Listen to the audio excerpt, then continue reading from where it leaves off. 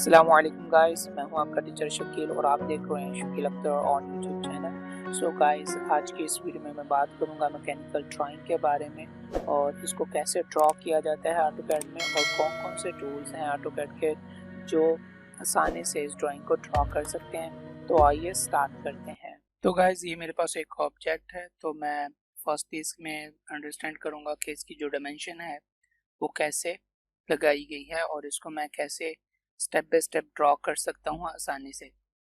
तो पहले आपको देखना है हॉरिजॉन्टल डायमेंशन के टोटल ऑब्जेक्ट की हॉरिजॉन्टल डायमेंशन कितनी है। तो ये आप देख सकते हैं 130 हमें क्लियरली नज़र आ रहा है कि इस पॉइंट से इस पॉइंट तक 130 मिलीमीटर और इंचेस है। अगर उसने कहा होगा कि ये मिलीमीटर में ड्रॉ करो तो आपको मिलीमीटर में ड्रॉ करना है, अगर आपको कहा होगा ये इंचेस में ड्रॉ करो तो आपको इंचेस में ड्रॉ करना है। ओके, तो यहाँ तक आपको डायमेंशन का पता चल गया कि कितनी है 130। तो अब यहाँ से यहाँ तक जो डायमेंशन है वो है 15 mm या इंचेस में। ओके, और अब यहाँ से यहाँ तक देखें तो ये भी 15 mm है। यही चीज़ होती है, जस्ट इस चीज़ को अंडरस्टैंड करना होता है, नथिंग एल्स। अब 130 plus 30 that will be 160 mm। Okay, mechanical की जो ज़्यादातर ड्राइंग्स होती हैं वो मिलीमीटर में होती हैं, तो इस वजह से मैं यहाँ पे मिलीमीटर ले रहा हूँ। अब 160 हॉरिजॉन्टल ऑब्जेक्ट की डायमेंशन मेरे पास आ गई है। तो अब मैं देखना चाहता हूँ वर्टिकल। तो वर्टिकल तो क्लियर है, 40 plus 20 plus 50 that will be 110। Okay, तो गाइस फर्दर आप देख सकते हैं कि ये जो सर्कल है इसकी जो डायमेंशन दी गई है वो मुझे दी गई है 20 मिलीमीटर यहाँ से यहाँ तक। ओके, मतलब यहाँ से यहाँ तक जो डायमेंशन होगी वो कितनी होगी, 20 मिलीमीटर होगी। ओके, और इस सर्कल की जो डायमेंशन है वो हमारे पास है 8 mm रेडियस, और इस सर्कल की डायमेंशन भी 8 mm है, और जितने भी बाकी सर्कल होंगे ये वाले इस तरह के वो 8 mm पे ही लगेंगे और इतना डिस्टेंस उनका यहाँ से होगा, एक ही है और एक ही है। ओके, और फर्दर आप देखते हैं कि इसकी ये जो डायमेंशन है या डिस्टेंस है ये नहीं दिया हुआ, तो इसको अंडरस्टैंड करना बहुत आसान है। तो उसके लिए क्या करना है आपको, तो पहले हम इस सर्कल को देख लेते हैं। ये सर्कल जो है वो हमारे पास बिल्कुल सेंटर में लगा हुआ है। आप 130 का सेंटर करें तो उसके सेंटर में आ जाएगा।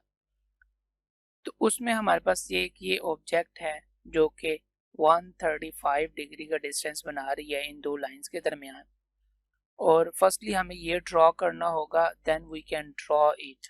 ओके, इस चीज़ को हम बाद में ड्रॉ कर सकते हैं और इसको पहले हमें ड्रॉ करना है और फिर इस ऑब्जेक्ट को ड्रॉ करना है ताकि हम क्लियरली इसे पुट कर सकें। अब आप देख सकते हैं कि ये जो हमारे पास इसकी भी डायमेंशन हमें नहीं दी हुई कि ये एक्चुअली कैसे लगेगा।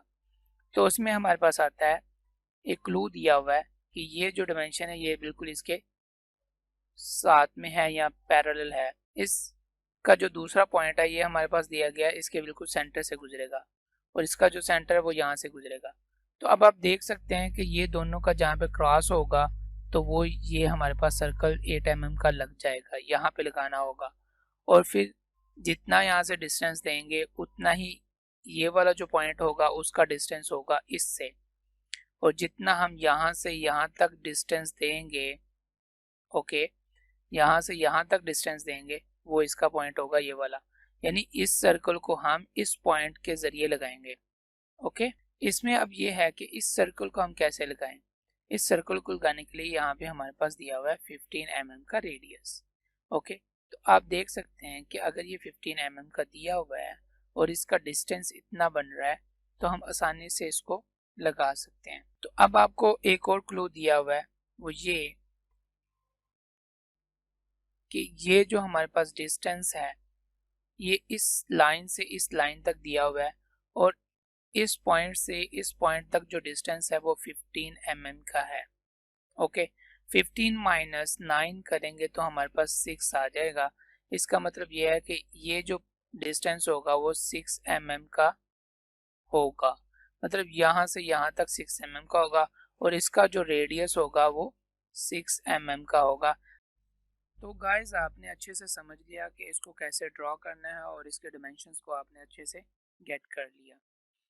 तो अब हम एक रेक्टेंगल लेंगे और इसकी हॉरिजॉन्टल और वर्टिकल डायमेंशन लगाएंगे। REC enter. देन यहाँ पे आपसे पूछ रहा है डी एंटर, डी कर दें एंटर या इस पर क्लिक कर दें। ओके, तो अब आप दे दें 160 110। तो ये मैंने एक रेक्टेंगल लगा लिया 110 बाय 160 बाय 110। इसको आप थोड़ा सा साइज इंक्रीज कर दें, स्केल लगा दें। तो अब मैं वर्टिकल को पहले डिवाइड कर लेता हूँ इन पार्ट्स में। ओके, 40 ओ एंटर करता हूँ ऑफसेट के लिए, ओ एंटर 40। ऑब्जेक्ट सेलेक्ट करता हूँ जिसको जितना डिस्टेंस देना है 20।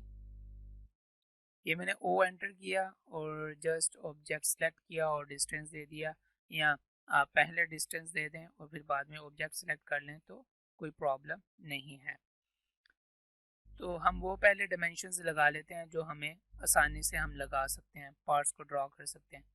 अब जैसे ये 60 mm का है तो मैं 30 का ऑफसेट लूँगा, ओ एंटर। ये जो मैंने लाइन लगाई है इसको मैं यहाँ पे सिलेक्ट करूँगा, ये 30 mm इस साइड पे चला जाएगा और 30 mm इस साइड पे चला जाएगा।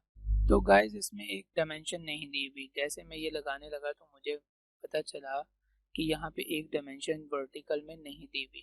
तो इसको कैसे आप गेट कर सकते हैं? तो आपको क्या करना है, सिंपल एक लाइन लगाएं यहाँ पे। ओके, मैंने एल एंटर किया और लाइन लगा ली इसके एक पॉइंट कॉर्नर से और सेकंड कॉर्नर तक। ओके, और मैं इसको कलर कर देता हूँ ताकि डिफ्रेंशिएट हो जाए। तो अब आप देख सकते हैं कि मैंने इस पॉइंट से इस पॉइंट तक एक लाइन ड्रॉ कर ली। अब मैं इसको करूँगा अलाइन, EL एंटर। जो मैंने 60 की लाइन लगाई हुई थी, ये दोनों के दरमियान जो डिस्टेंस है वो 60 का है। तो मैं इसको एक पॉइंट यहाँ से सिलेक्ट करूँगा और एक पॉइंट यहाँ से सिलेक्ट करूँगा और देन एंटर करूँगा और देन क्लिक कर दूँगा यस पे। तो अब जो मैंने लाइन लगाई हुई थी 60 की, ये उसके मुताबिक 60 पर लग गई। अब मैं इसकी डायमेंशन लेता हूँ तो अब आप देख सकते हैं कि ये 60 की लाइन लग चुकी है। तो अब मैं इसकी आसानी से डायमेंशन ये वाली ले सकता हूँ कि ये मेरे पास आ रही है 6 mm। ओके, तो इस अंदाज में आप कोई भी डायमेंशन, अगर आपके पास सिर्फ एक डायमेंशन है ऑब्जेक्ट की, तो बाकी आप सारी के सारी डायमेंशंस एज्यूम कर सकते हैं, इसमें कोई इशू नहीं है। ये बहुत बड़ी ट्रिक है, इसको अगर आप समझना चाहें, इसको आप यूज़ करना चाहें ड्राइंग में तो इसको कीजिएगा, जो भी आपके पास ड्राइंग्स हैं, और फिर उनको अप्लाई कीजिएगा जो एक्चुअल में आपके पास डायमेंशन पड़ी हुई हैं। ओके, तो यहाँ पे हम 6 mm का लगा लेते हैं। ट्रिम की जो कमांड है वो TR डबल एंटर है। ओके, डबल एंटर करेंगे तो ऑब्जेक्ट सेलेक्ट करने की ज़रूरत नहीं पड़ेगी, जिस ऑब्जेक्ट पे रखेंगे वो कैंसिल का ऑप्शन दे देगा, मतलब डिलीट का ऑप्शन दे देगा। जब आप उस पर क्लिक करेंगे तो वो डिलीट हो जाएगा या अरेज हो जाएगा। ओके, अब जैसे देखें TR डबल एंटर, ये मैंने सेलेक्ट किया तो इसने उसे अरेज कर दिया। ये 30 mm के फासले पे, 30 mm के डिस्टेंस पे एक सर्कल लगा हुआ है, आर्क लगी हुई है। तो इसको आर्क को लगाने के लिए मैं इसको फ्लिट कर दूंगा। Okay, F enter, R enter. तो यहाँ पे मैं दूंगा 20 mm का रेडियस। ओके, तो ये मैंने 20 mm का एक सर्कल, एक आर्क जो है वो लगा ली। अब मैं यहाँ से यहाँ तक डिस्टेंस लूँगा, DLI एंटर करने के बाद मैंने यहाँ से डिस्टेंस लिया, ये 30 mm आ रहा है। तो अगेन मैं यहाँ पे भी ऐसे कर दूंगा, F एंटर, R एंटर। तो 20 mm मैंने दिया हुआ है पहले। ओके, और मैं इसको इस ऑब्जेक्ट को सिलेक्ट करूँगा, देन इस ऑब्जेक्ट को, और उनके दरमियान एक आर्क लग जाएगी जिसका रेडियस 20 mm होगा। ओके, सो अब मैं ऊपर वाले जो आर्क हैं वो भी लगा लेता हूँ, F एंटर, R एंटर। तो इसका जो रेडियस दिया हुआ है वो 15 है, तो मैं 15 दे दूंगा और इसको सिलेक्ट करता हूँ, इस ऑब्जेक्ट को, देन इस ऑब्जेक्ट। तो अब मेरे पास ये वाली डायमेंशन भी नहीं है, अगर ये मेरे पास डायमेंशन हो तो मैं इसको आसानी से ड्रॉ कर सकता हूँ। तो डायमेंशन लेने के लिए मुझे पहले एक डायमेंशन को स्केल करना है हॉरिजॉन्टल को, और फिर हॉरिजॉन्टल की डायमेंशन लेनी है। सम टाइम ऐसा होता है अप्रॉक्सीमेटली 85, ओके 84 और 85, 84 देख लेते हैं, 84 लगा के देखते हैं और फिर इसके मुताबिक जो सर्कल है उसको लगाएंगे। तो होता क्या है कि जब हम हॉरिजॉन्टली डायमेंशन के साथ अलाइन करते हैं, जैसे मैंने 60 की एक लाइन लगाई, ये इन दोनों के दरमियान 60 रखा और फिर इसके ऊपर एक लाइन लगाई रैंडमली और फिर मैंने इसको इक्वल कर दिया इसके, और फिर मैंने ये वर्टिकल डायमेंशन ले ली। सम टाइम होता है कि अगर आप हॉरिजॉन्टली अलाइन करते हैं तो वो वर्टिकल डायमेंशन में चेंज कर देता है, और सम टाइम ऐसा होता है कि आप वर्टिकल अलाइन करते हैं तो वो हॉरिजॉन्टल डायमेंशन में चेंज कर देता है। तो वो आप अप्रॉक्सीमेटली या डायमेंशन जो है वो गेट कर सकते हैं।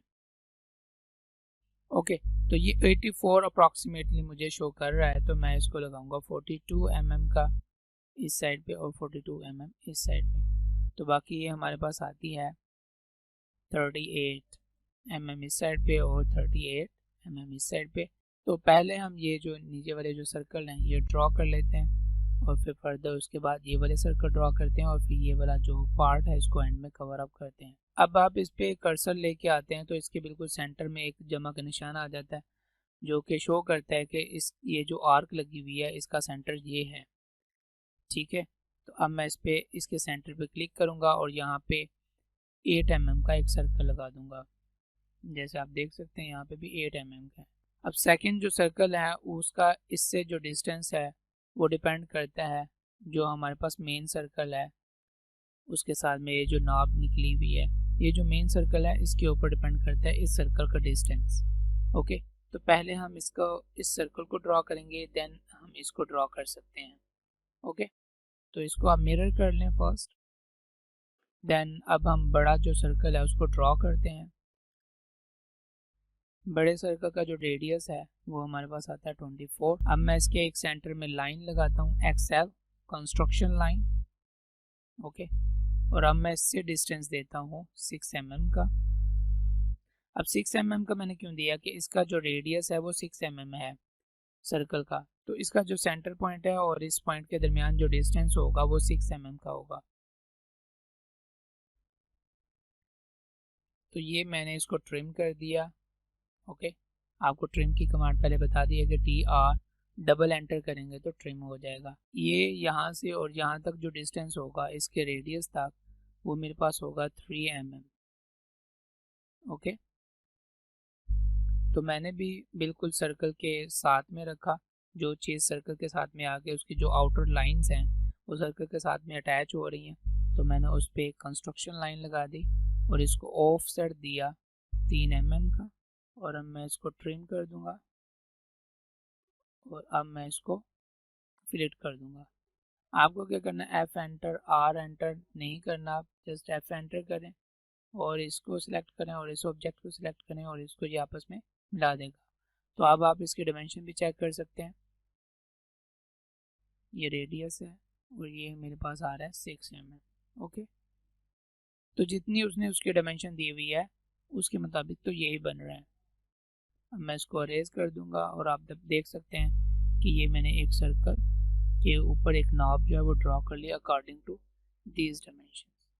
तो अब ये इससे और इस लाइन के दरमियान जो एंगल है वो 135 है। तो अब मैं क्या करूँगा कि इसको रोटेट कर दूंगा 45 डिग्री। तो जैसे मैं रोटेट करता हूँ 45 डिग्री तो अब आप देख सकते हैं कि ये जो एंगल होगा वो मेरे पास आ जाएगा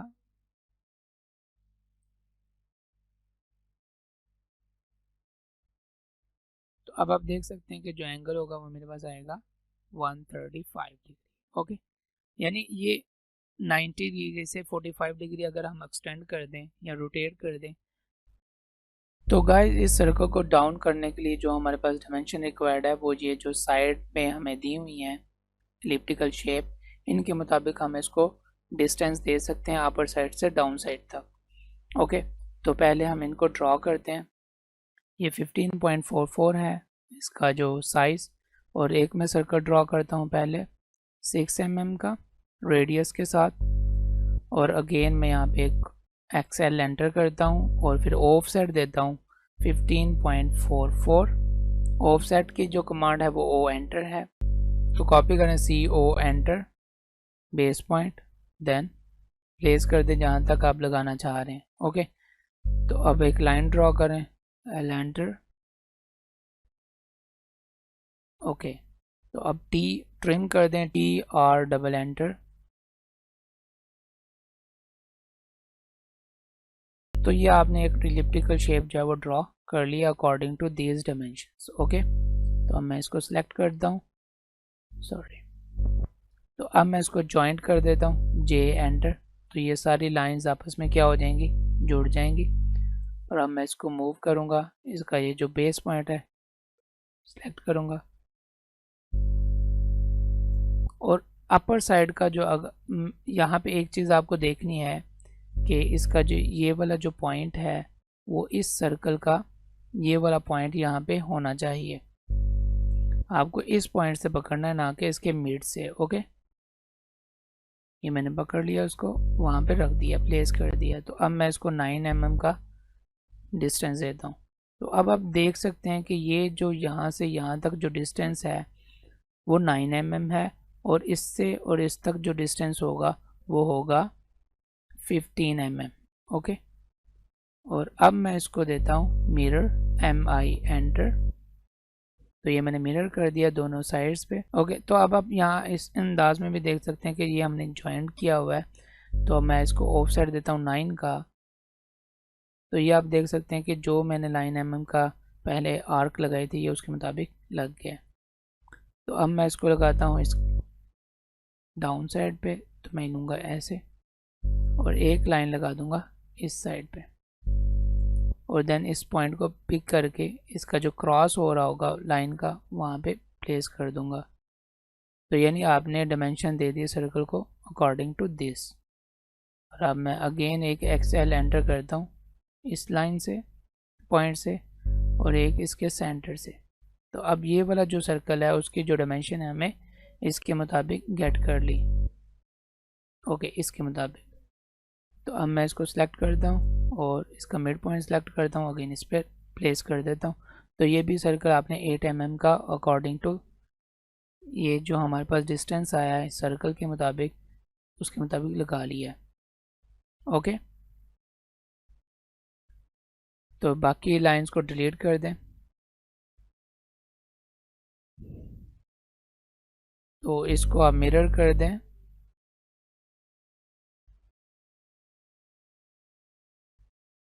आप वन साइड से पहले ड्रॉ कर लें और फिर इसको मिरर कर दें बोथ साइड्स पे। तो अब मैं एक लाइन लगाऊंगा यहाँ से यहाँ तक, और एक लाइन लगाऊंगा यहाँ से यहाँ।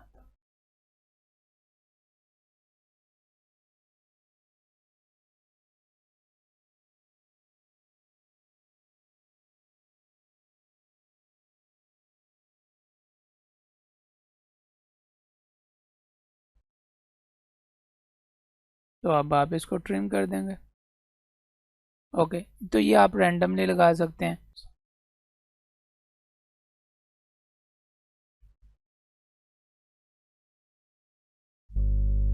इसको आप आपस में ज्वाइंट कर दें, फिर इसको मिरर कर दें बोथ साइड्स पे। तो ये आपने एक शेप जो है वो ड्रॉ कर ली। अब जो एक्स्ट्रा लाइंस हैं उनको आप डिलीट कर दें या ट्रिम कर दें, T double enter.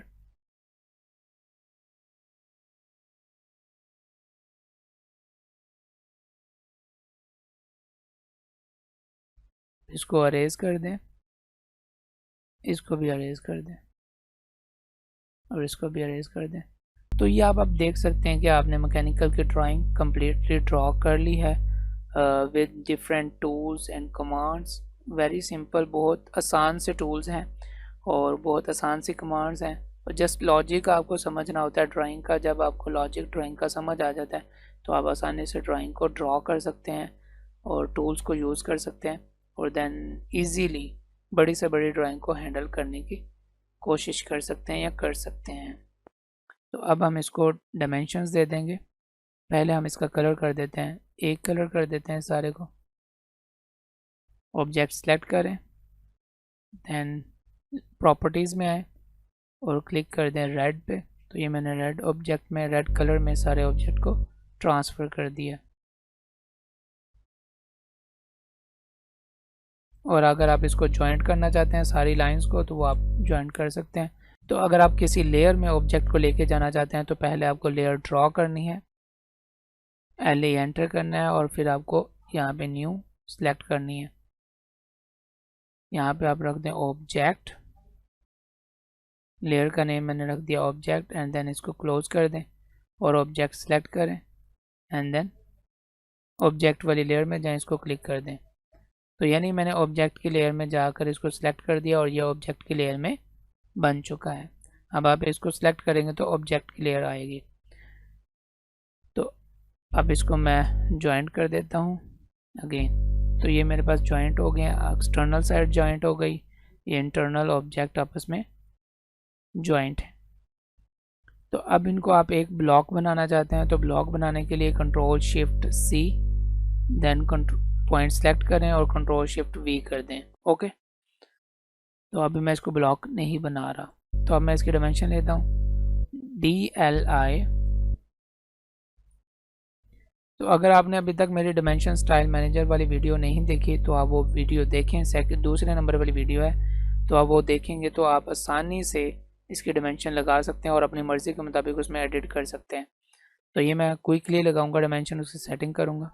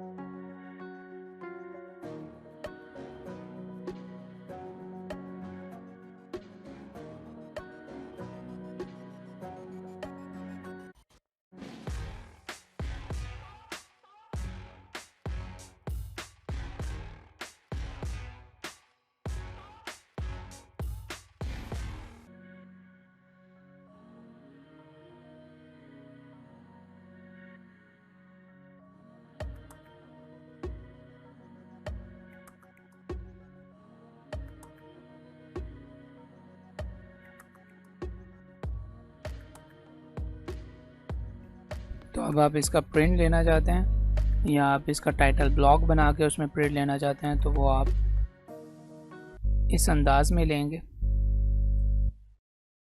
REC page का साइज़ एंटर करें 297/210। ये A4 का पेज है। तो ये आप अब देख सकते हैं कि वी हैव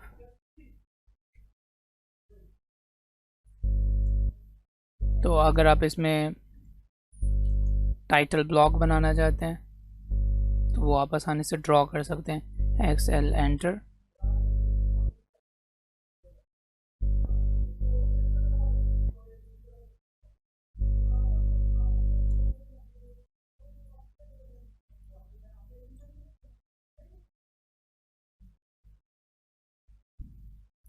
तो यहाँ पे आप नेम लिख सकते हैं या कुछ भी जो आप लिखना चाहें वो आप यहाँ पे बना के लिख सकते हैं। तो उसकी मैं अलग से एक वीडियो बनाऊँगा, तो उसमें आपको क्लियर हो जाएगा कि कैसे टाइटल ब्लॉक जो है वो ड्रॉ किया जाता है। तो आज की जस्ट वीडियो में यही था कि मैंने ऑब्जेक्ट को ड्रॉ करना था और थोड़ी सी ये लेंथी हो गई है, माजरत।